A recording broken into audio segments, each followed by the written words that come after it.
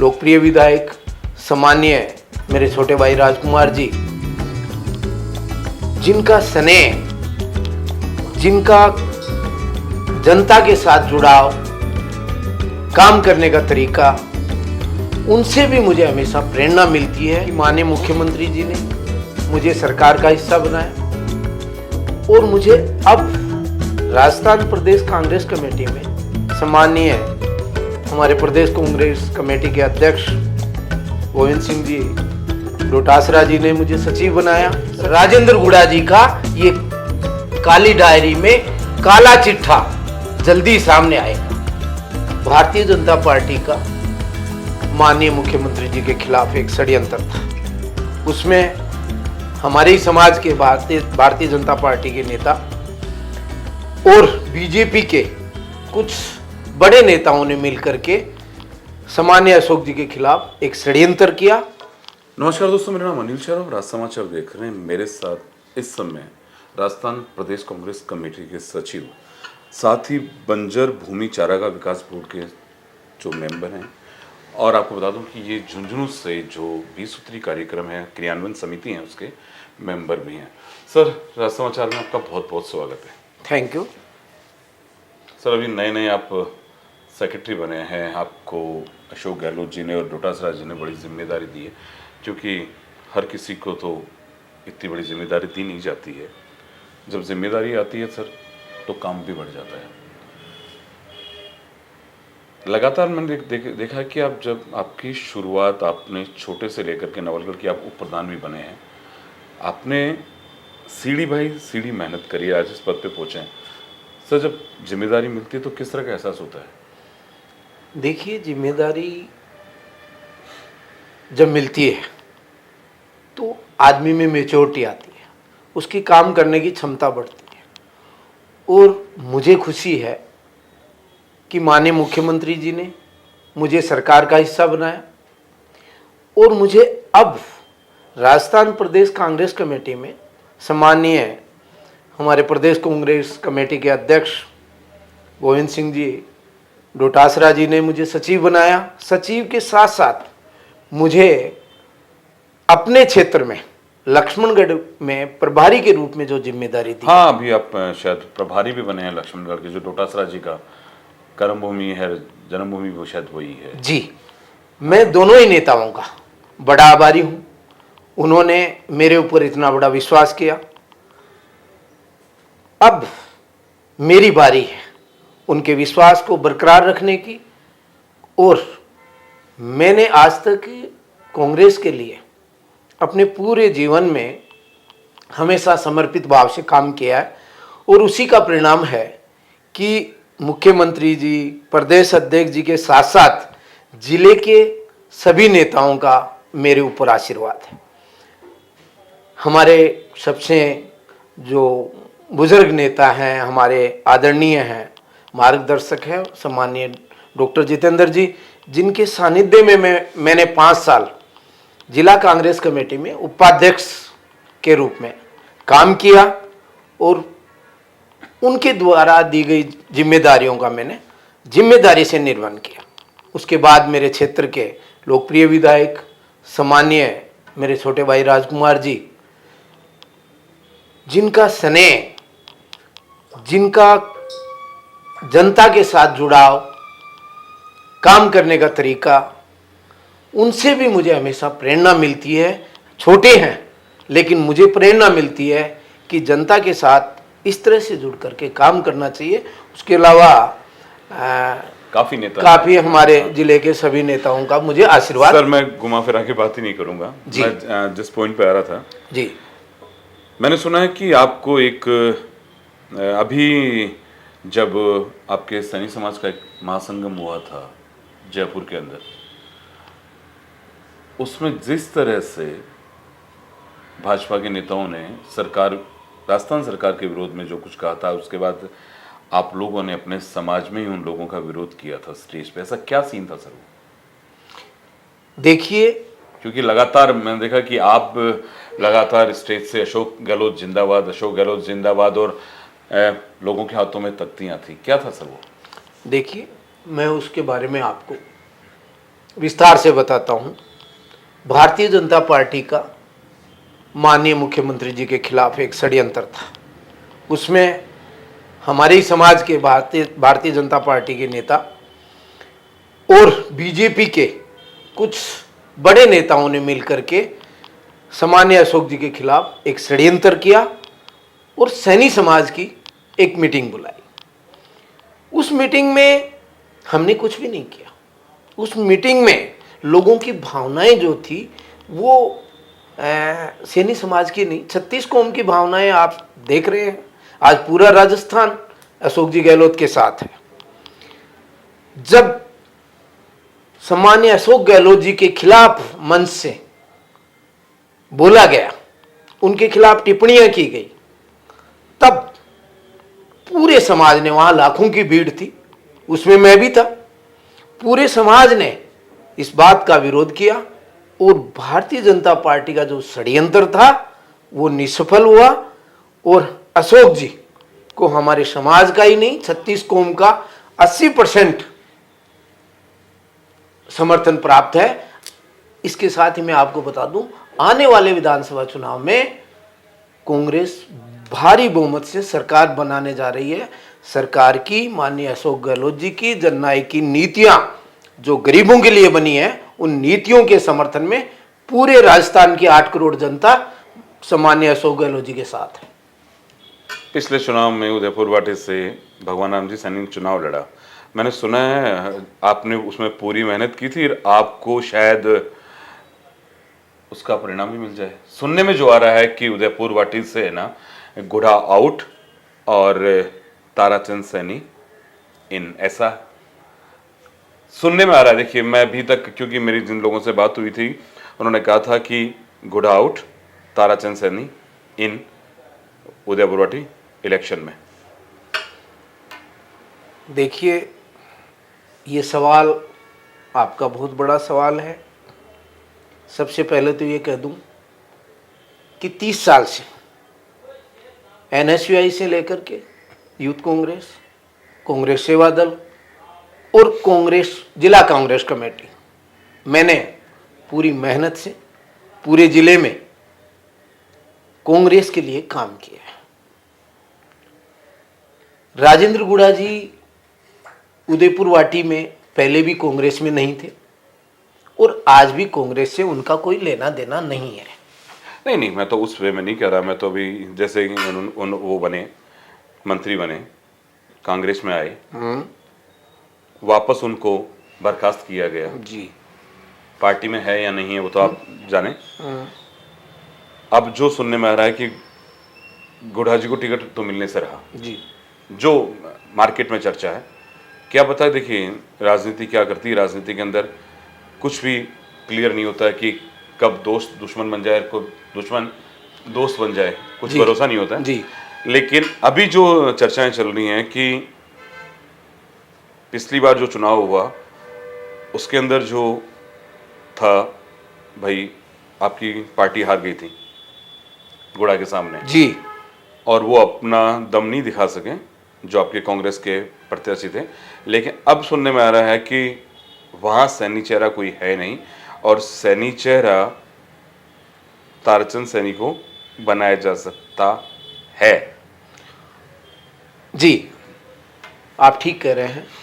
मैंने पिछले चुनाव में उदयपुर वाटी में बहुत काम किया, प्रत्येक गांव में गया, बूथ पे गया, लेकिन दुर्भाग्यवश किन्हीं भी कारणों से हम चुनाव में पीछे रह गए। लेकिन इस बार पार्टी जो फैसला करेगी, मैं पार्टी से कभी किसी चीज़, कोई भी पद मांगता नहीं। मैंने न तो पार्टी से मुझे सचिव बनाया जाए ये कहा, न ये कहा कि मुझे प्रभारी बनाया जाए। अगर पार्टी उचित समझती है और उदयपुर वाटी विधानसभा से मुझे उम्मीदवार के रूप में पार्टी निर्णय करती है, तो मैं निश्चित रूप से आपको कह रहा हूँ, वहाँ की 36 को मेरे साथ है और निश्चित रूप से वहाँ हम चुनाव जीतेंगे, क्योंकि उदयपुर वाटी एक ऐसा क्षेत्र है, वहाँ पर काफ़ी दिनों से, काफ़ी सालों से कांग्रेस नहीं जीत पाई है। इस कारण वहाँ का विकास भी रुका हुआ है। हमारी पार्टी जिसको टिकट देगी वो उम्मीदवार वहाँ जीतता है तो निश्चित तौर पे उदयपुर वाटी का चहुमुखी विकास होगा और उदयपुर वाटी विकास में सभी और विधानसभाओं के साथ जुड़ेगी। हाँ सही है, शेखावटी में अगर सबसे ज्यादा विकास अगर देखा जाए तो नवलगढ़ में हुआ है जी, बिल्कुल आप सही कर केवल नवलगढ़ के अलावा सबसे ज्यादा काम शायद मुझे लगता कहीं नहीं सही होगा। कह रहे हैं, नवलगढ़ के साथ साथ पूरे जिले में, लेकिन उदयपुर वाटी विधानसभा पिछड़ी हुई है और उसका मूल कारण है कि वहाँ सही प्रतिनिधित्व नहीं मिला। सर अब जाएंगे, चलिए मान लीजिए आपको टिकट मिल जाता है, लेकिन सर आपको ये लाल डायरी है ना परेशान तो करेगी, क्योंकि लाल डायरी को गुडा जी ने वैल में ले रहा, टेबल करने के लिए गए, उनसे छीन ली गई, उन्हें पैरों से मारा गया, जो उनके वर्ड हैं, उनकी यानी पिटाई हुई। उसके बाद तरह तरह के बयान हुए। गहलोत जी ने इसे बता दिया कि परिवार का मामला है। उसके बाद उनसे कोई नाता नहीं। महेश जोशी जी उन पर मानहानि की बात कर रहे हैं, महिलाओं पर अत्याचार खूब हो रहे हैं। सर ये चीज़ें क्या आपको परेशान नहीं करेंगी वहाँ पर? राजेंद्र गुढ़ा जी की विश्वसनीयता, जब कांग्रेस में क्राइसिस चल रहा था तो उन्होंने कहा अमित शाह ने मुझे हेलीकॉप्टर भर के रुपए देने की बात की। कभी गजेंद्र सिंह जी के ऊपर आरोप लगाते हैं, कभी पायलट साहब पे आरोप लगाते हैं। इस तरह का चरित्र मैं समझता हूं हमारे जिले में एक ही है, जो बार बार, आपको याद हो गजेंद्र सिंह जी ने उनको मुरादाबादी लोटा कहा था, जो आज उनके साथ खड़े हैं। ये लाल डायरी भारतीय जनता पार्टी द्वारा एक बहुत बड़ी साजिश के रूप में राजेंद्र गुढ़ा को इस्तेमाल करके और ये लाल डायरी का प्रोपेगंडा खड़ा किया गया। पर सर ये मुद्दा तो भाजपा तो मतलब हर अपने भाषण में, मान लीजिए, मैं ऐसे, आप जो सचिव हैं, मैं उदयपुर वाटी की बात नहीं कर रहा, आप सेक्रेटरी हैं, तो ये मुद्दा हर भाषण में उछलेगा, हर सभा में उछलेगा लाल डायरी का। कहाँ तक जवाब देते फिरेंगे सर आप लोग? जवाब देने की जरूरत नहीं है, राजेंद्र गुढ़ा जी की बातों का जवाब देने की जरूरत नहीं। दूसरी बात यह है कि आप राजेंद्र गुढ़ा जी कहाँ अशोक जी गहलोत, किन पे वो आरोप लगा रहे हैं? उनकी आदत है पुरानी आरोप लगाने की। इसके साथ एक बात और बता दूं, उदयपुर वाटी में हमारे कार्यकर्ता राजेंद्र गुढ़ा जी के काले करतूतों की काली डायरी बना रहे हैं। गुंडा टैक्स वहां की जनता बताती है, उसका उसमें होगा गुंडा टैक्स। मैं आपको दोबारा रिपीट कर रहा हूं, बजरी माफिया के रूप में वहां कौन काम कर रहा है? बजरी माफिया।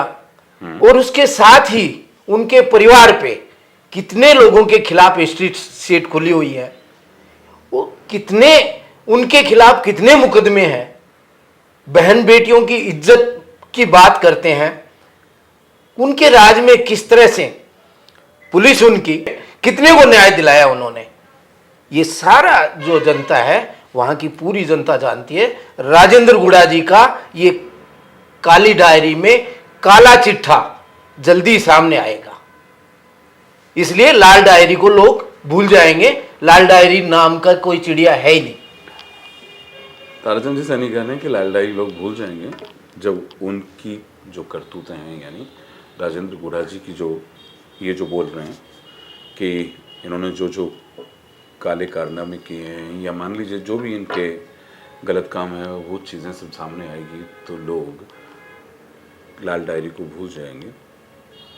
ये केवल गुढ़ा तक ही सीमित रहेगी या बाहर जाएगी काली डायरी? कहीं नहीं जाएगी साहब। आप मुख्यमंत्री जी की योजनाओं को लेकर के हम लोग जनता के बीच जाएंगे। ये काली डायरी, लाल डायरी, हिंदू मुस्लिम, ये सारा खेल बीजेपी का नहीं चलेगा राजस्थान में। मैं आपको बता दूं, कुछ भी नहीं चलेगा। केवल विकास की बात करे बीजेपी, विकास के मुद्दे पे कांग्रेस से बात करे कि हमने ये किया राजस्थान में, और हमारे जननायक ने, हमारे मुख्यमंत्री ने जो राजस्थान में विकास किया, उसी पे चुनाव होगा। राजस्थान की जनता अच्छी तरह जानती है। मुझे लगता है जिस तरह से एकदम वो कहते हैं ना कि चुनाव लड़ने की पूरी तैयारी है, पूरे हर चीज़ें मुझे लगता है इन्होंने घोट के पी ली होगी कि घोड़ा के अंदर उदयपुर वाटी में क्या क्या हुआ है। और हम आशा करते हैं कि सर आपको टिकट मिले और आप विजयी हो, क्योंकि आप कह रहे हैं कि कांग्रेस जीती नहीं है वहाँ पे। गुड़ा जी भी कांग्रेस से चुनाव लड़े थे, हार गए थे। आशा करते हैं कि आप जो चाहते हैं वो हो। मैंने सुना कि पर सर एक चीज़ सही है, अब छोटा सा, रहते हैं आप झुंझुनू में जी है नवलगढ़ के, उदयपुर वाटी से आप चुनाव लड़ रहे हैं सर, ये तीनों का कॉम्बिनेशन समझ रहते हैं झुंझुनू में आप? जी नवलगढ़ से आप हैं जी क्योंकि डॉक्टर राजकुमार शर्मा आपके सबसे खासों में हैं। जी सर फिर तो आपका तो दोनों जगह पैर रहेगा, नवलगढ़ और उदयपुर वाटी। बिल्कुल ठीक कहा आपने। नवलगढ़ मेरी जन्मभूमि है, हाँ। झुंझुनू जिला मेरी कर्मभूमि है। मैंने यूथ कांग्रेस के जिलाध्यक्ष के रूप में पूरे जिले में काम किया। सर सेवा दल, सर आप मेरी बात अभी भी नहीं समझ रहे। मैं कुछ सीधा सवाल ही मैं आप ही की बात पे आ रहा हूं। नहीं सर, आप उसे लंबी घुमा के कहेंगे। मैं आपको जो पूछ रहा हूं ना जी कि झुंझुनू में आप रहते हैं, नवलगढ़ के आप रहने वाले हैं, उदयपुर वट्टी से आप ट्राई कर रहे हैं, जी कैसे मैनेज करेंगे सर? देखिए, मैं उसी बात पे आ रहा हूं। हाँ। नवलगढ़ मेरी जन्मभूमि है, आप जानते हैं। वहां का बच्चा बच्चा मुझसे प्यार करता है। वहां के विधायक जी से मेरे जो रिलेशन है वो सब आप जानते हैं। मैंने जिले में काम किया है, लेकिन मैंने उदयपुर वाटी में जो काम किया है, उदयपुर वाटी में हम, मेरी बहुत बड़ी टीम है, हमारे बहुत सारे साथी हैं, मेरे बहुत सारे रिश्तेदार हैं। आपको एक और बता दूं, मेरे यहाँ से मेरी सगी बहन जो मेरी माँ जैसी है, उम्र है उनकी 75 साल, वो उदयपुर वाटी में है। इसलिए मेरा उदयपुर वाटी से बहुत पुराना, 50 साल पुराना जुड़ाव है। मैं उसी उदयपुर वाटी में मेरा बचपन भी बीता है। मैं वही नदी के पाट में खेला भी हूं और वहां की गलियों में घुमा भी हूं। इसलिए उदयपुर वाटी और नवलगढ़ दोनों मेरे लिए एक जैसे हैं। नवलगढ़ मेरी जन्मभूमि है, लेकिन अगर पार्टी मुझे उम्मीदवार बनाती है तो नवलगढ़, उदयपुर वाटी के जो जनता है, वहाँ के रहने वाले जो लोग, उनका प्यार मुझे बचपन से मिला, और अब अगर मैं जाऊँगा तो मुझे उनका प्यार जो है वो 4 गुना मिलेगा। सारे लोग चाह रहे हैं कि आप आएँ, हम आपके साथ हैं। पॉलिटिक्स अनिश्चितताओं का गेम होता है, कब क्या हो जाए, किसको टिकट मिल जाए, क्या मिल जाए,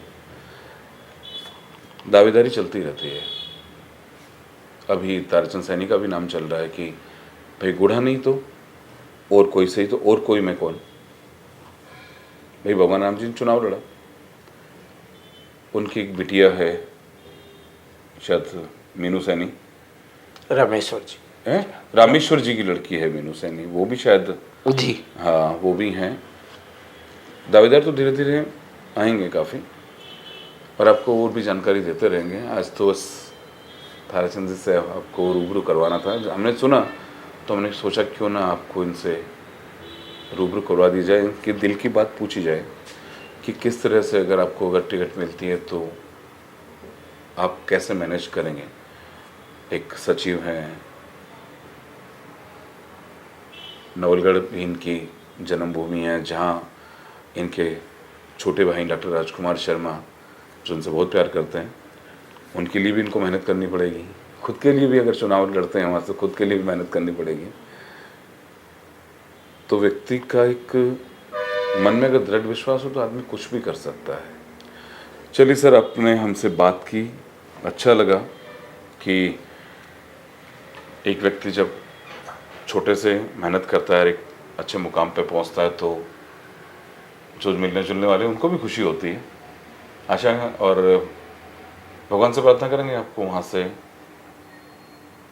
टिकट मिले और आप वहाँ से चुनाव जीतें। नमस्कार। नमस्कार, आपका बहुत बहुत आभार, धन्यवाद। राज समाचार के सभी दर्शकों को मेरा प्रणाम, नमस्कार। Thank you sir.